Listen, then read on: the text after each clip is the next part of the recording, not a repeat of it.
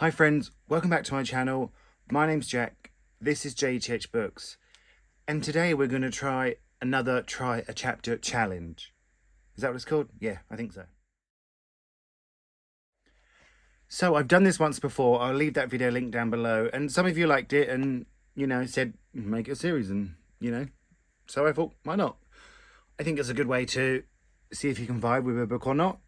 Sometimes I feel a little bit guilty that, I'm only giving it a chapter, but I think mainly you can tell if it's going to grab your interest or whatever. So I have another 5 books here to try.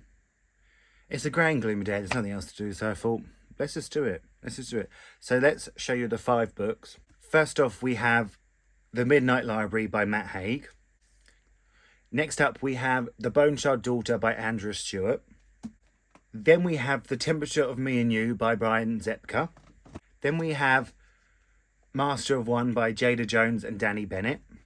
And then we have Bonds of Brass by Emily Strutsky. Now, much to my surprise, a few of these, they are queer. And I said I wouldn't get any rid of queer ones the last one I did this, but the queer ones that are on here, they have been sitting here for a long time. Like this one, for example, is the first in the series. I haven't bothered to buy the second one because I have no interest. So, there are a few. And that does break my heart. But, who knows? I might keep them and have to buy the next one in the series. As you know, a lot of them are fantasy. Even though I'm sort of getting more into fantasy, I just... Who knows? Who knows? So I might keep them all. I might keep none of them. Who knows? How many more times can I say, who knows? But, and it all helps towards the Unhaul, which is coming. It is coming in December. It is coming soon. Okay, friends? It is coming soon. So, I'm going to start with The Midnight Library by Matt Haig. Now, Matt Haig is sort of a bit of a phenomenon in the UK, and I haven't read any of his books before. And some people love this, and some people hate it. Some people think it has good mental health representation, but it doesn't quite work. And I bought this a long time ago. When did it came out in? God, he's written a lot of books. Ooh. It came out in 2020, and I bought it in the bookshop, so it would have been before lockdown. So, would you have done anything different if you had the chance to undo your regrets? Let's go, shall we? Let's go have a read. So I read this is sort of told almost in vignettes, so I read quite a few. Well, not quite a few, but a few. And I think it's going to be a no. It's counting down like the hours. Each is like sort of vignette is an hour before the lady is starting to kill herself, which I'm pretty sure like she doesn't do, and then she gets taken into this magical library and, gets to relive, see if she'll do things differently. But it's a no. I don't like that. I don't like the counting down. I don't like that. That's not for me at all. No, I don't like this. I don't like this. Well, maybe uncomfortable. No, I don't like that. Right, so next up, let's go for Bonds of Brass by Emily Strutsky. Book 1 of the Blood Right trilogy. I don't know much about this one. All I know is it's set in space. An exciting space opera full of action and adventure. Should we go for it? I'm back. I actually read 1.5 chapters of this because the first chapter was okay, and I thought, I'm going to carry on, really make sure I want to keep this. Oh, and then the second chapter just went on and on and on. It was something about a space battle. The trouble is with the plot, we've seen this plot so many times. We've even read this kind of, this plot in space before. It reminded me a bit of Star Wars, and I love Star Wars, and this is no Star Wars. And also, they kept saying rut in, like, what in the rut are you doing? Rut in hell. And it winded me up, to be honest. This is just not And this is not a series, because I think it is a trilogy. It was going to be. I know the second one's out. It's just not one I want to invest in. And if I give this away, somebody else can invest in it. So I think this one's going as well. So let's try this time. Master of One by Jada Jones and Danny Bennett. 6 Fey relics, 1 daring feat, the score of a lifetime. This was a fairy little edition, so it's got pretty spade edges. Signed. Sort of why I've kept this one. And I have actually heard good things about this one. So let's go see, shall we?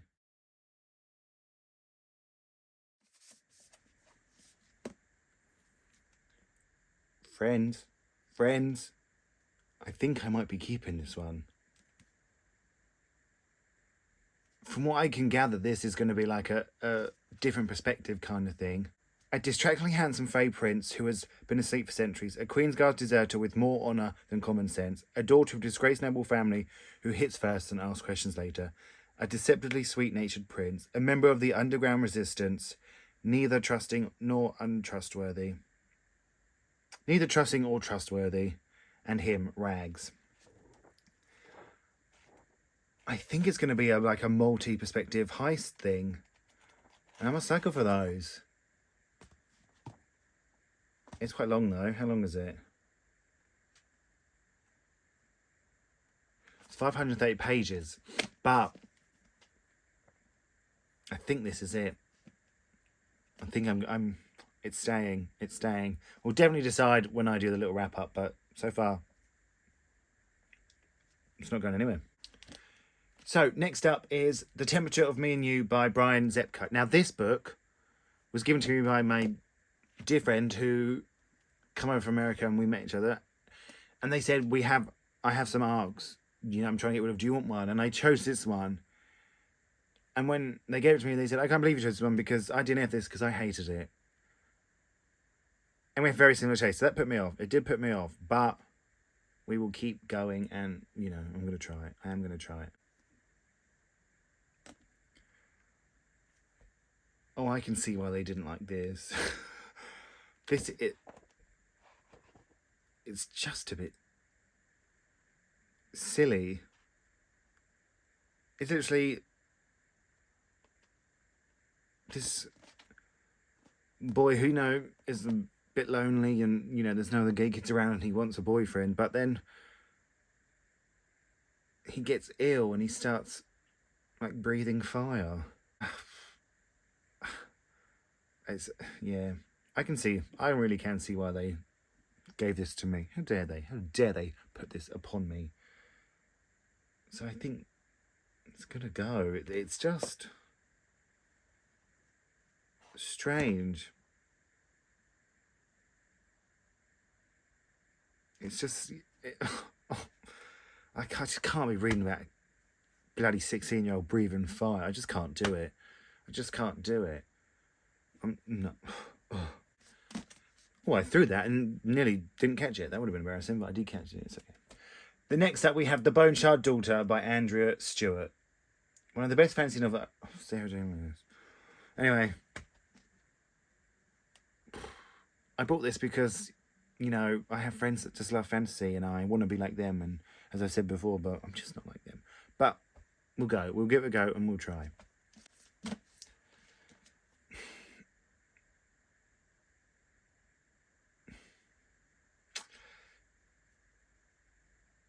I'm unsure about this one. I think it is going to go because